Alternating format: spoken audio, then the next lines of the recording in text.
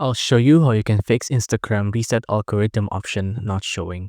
The first thing you should do, you should try going to your settings, and then on your search settings here, find apps. Once you find apps, go ahead and tap on apps, tap on manage apps. And then once you tap on manage apps, you want to go ahead and search the apps, and then you want to search Instagram. Find Instagram, and then you want to tap on clear data, and then tap on clear cache.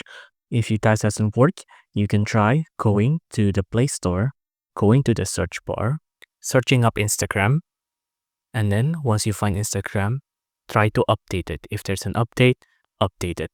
And then if that doesn't work, you can try uninstalling and then reinstalling again. After Instagram is updated, and then we can go back to Instagram, let's check if it's available.